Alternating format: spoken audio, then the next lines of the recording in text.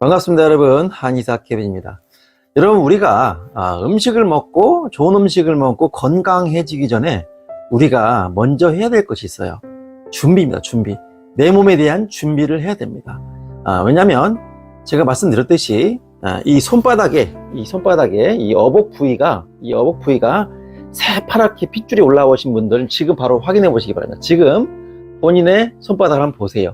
이 손바닥이 새파란 분들, 이 새파란 분들은요, 아무리 좋은 음식을 먹어도 소화와 흡수가 안 되게 되어 있습니다. 그리고 또 하나, 본인의 손으로 배를 한번 이렇게 만져보세요. 배를 만졌을 때 배가 냉장고 같다, 얼음장이다, 이러신 분들은 이 배를 따뜻하게 만들어 주셔야 돼요. 이것이 바로 좋은 음식에 대한 예입니다. 왜냐면 몸에 소장의 온도는요, 소화 흡수를 시키기 위해서 온도가 올라갈 때 40도에서 42도까지 올라간다고 그래요. 우리 오장육부 중에서 가장 온도가 높은 장기는 심장과 소장입니다. 아시겠어요? 그래서 심장은 늘상 뛰고 있으니까 가장 온도가 높은 장기겠죠. 심폐도 많이 움직이니까 온도가 높을 겁니다. 그 다음에 음식이 들어가서 소장에서 소화 흡수 시킬 때 온도가 그 정도까지 올라가야 됩니다. 그런데 여기가 새파란 분들, 배가 얼음장 같은 분들, 한여름에도 아이스 아메리카노를 먹고 또한 찬 얼음을 물처럼 물 대신에 늘상 드시는 분들, 찬물을, 그리고 배가 너무 찬 분들, 또 짧은 치마를 입고 한겨울에 다니시는 분들은 이 하복부가 찰 수밖에 없습니다. 그러니까 그런 분들은 좋은 음식을 드신다 하더라도 이게 소화 흡수에서 엄청나게 불리하게 작용을 합니다. 불리한 정도가 아니라 방귀를 뿡뿡 뀌시는 분들은 일단 소화 흡수가 안 된다고 보시면 됩니다. 그래서 먹는 것보다 소화 흡수를 할 수 있는 몸 상태를 만드시라는 거예요. 특히 소화기 쪽으로 문제가 오신 위암 환자 같으신 분들, 위암, 췌장암 이런 분들, 간암 이런 분들은요, 하나같이 소화기가 작동을 제대로 안 해요. 여러분, 간은 우리가 독을 해독하는 걸로만 알고 있죠. 그런데 간은 이 간 밑에 있는 담낭과 더불어서 엄청난 소화기관입니다. 그래서 위장, 췌장, 소장, 간, 담낭 요것들은 소화기로 보시면 돼요. 소화기. 그래서 간에 문제가 와도 소화기가 문제가 오는 겁니다. 여러분들, 음식을 먹고 났는데 더부룩하고 가스 차는 분들 있죠. 크게는 두 가지입니다. 위산이 분비가 안 되는 것이고요. 또 위산이 적을 때 가스가 막 나고 먹으면 명치가 딱딱하게 굳고 답답하시고 배가 빵빵하신 분들 있죠. 하나같이 위산이 안 나오는 분이고 간에서 담즙이 나오지 않는 분이에요. 그래서 위와 간이 동시에 좋지가 않습니다. 그리고 간이 부어서 간이 지방간이 있어서 이 위장을 압박하게 되면 더부룩하고 가스가 차게 됩니다. 저는 식후에 더부룩하냐 가스가 차느냐 이걸 반드시 물어보는데요, 이것은 위장만의 문제라고 생각하시는 분들이 대부분입니다. 그러나 간의 문제를 기본적으로 가지고 있어요. 저는 그럴 때 예를 들어서 한약 처방을 할 때도 또 치료를 할 때도 항상 간 먼저 봅니다. 간과 위를 동시에 보는 경우가 많죠. 그래서 교정할 때도 간에 나오는 신경이 나오는 흉추 4번, 그 다음에 위장으로 나오는 신경이 있는 흉추 5, 6, 7, 8번 이런 데를 같이 우두둑 교정을 해주고 치료를 합니다. 여러분들, 소화를 잘 시키지 못한다는 것은 흡수도 안 된다는 얘기예요. 그래서 어떤 음식을 먹고 내 방귀가 탁하다 그러면 그 안에 이제 부패가 일어나서 계속 몸에 염증이 쌓이고 위와 장에 문제가 생기면서 기능성 위장 장애, 장상피 화생, 위축성 위염 이런 것들이 같이 오게 되는 거예요. 과민성 장증후군도 마찬가지죠.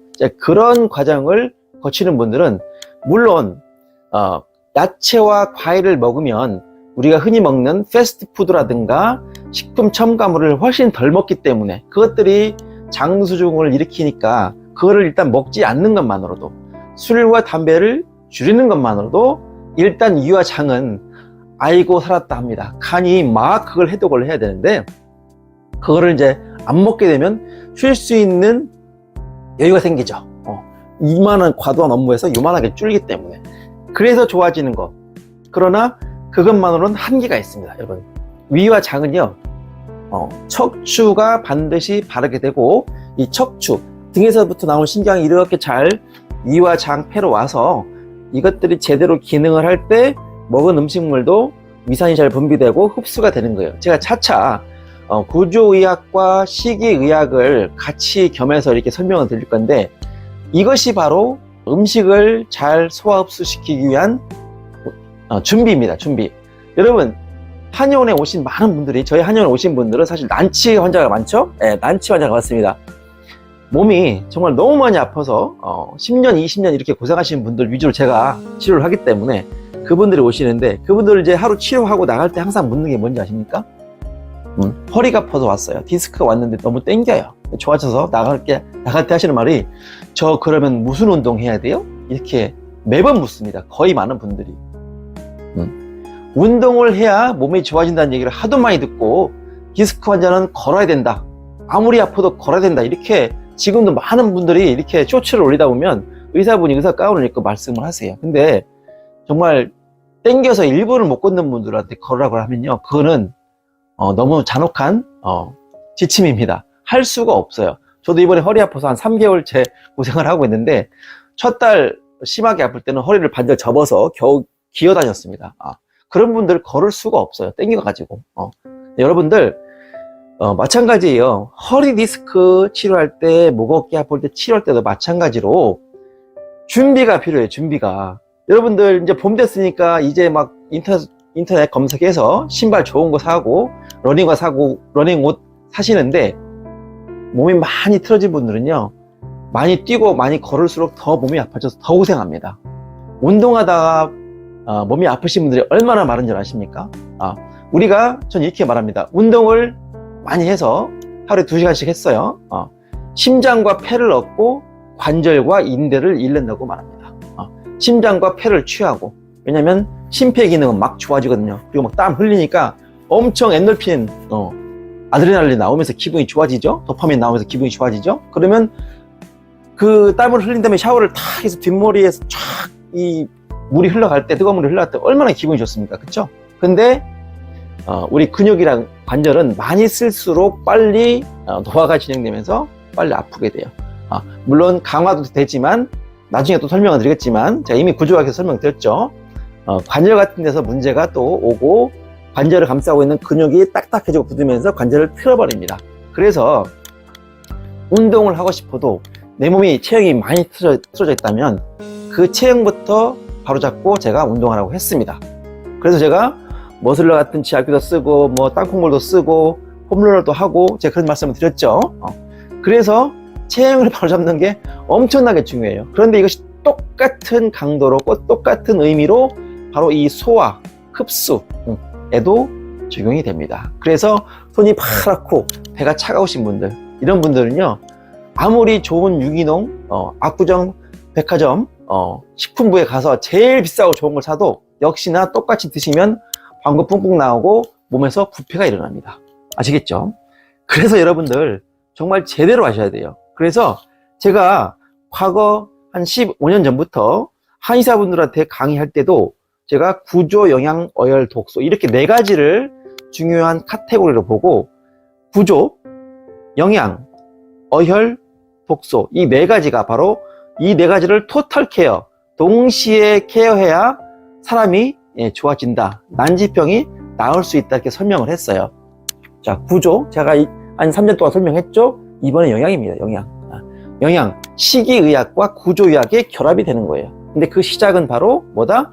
체형을 바르게 잡아주세요. 일단 소화에 이 경추는 많은 작용을 하지 않습니다. 또 꼬리뼈는 작용을 일부 하지만 많이는 아니에요. 소화에 작용하는 구조는 이 흉추와 요추입니다.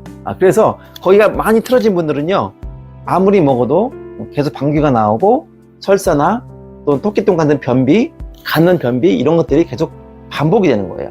물론 야채나 과일식을 하시면서, 현미채식을 하시면서 그 부분이 좋아지는데 언젠가 분명히 또 한계가 옵니다. 내가 좋아지는 게 여기까지구나. 그걸 깨닫는데 몇 개월 걸려요. 그런데 처음에 뭐 당뇨가 심하시고 몸이 안 좋았고 막 피부병이 있고 막 있었던 분이 한 달 혹은 일주 했는데 황금변이 나오고 변비가 풀리고 막 이러니까 막 광고를 합니다. 댓글을 막 너무 좋아졌어 이런 거 수백 개씩 달리죠. 네.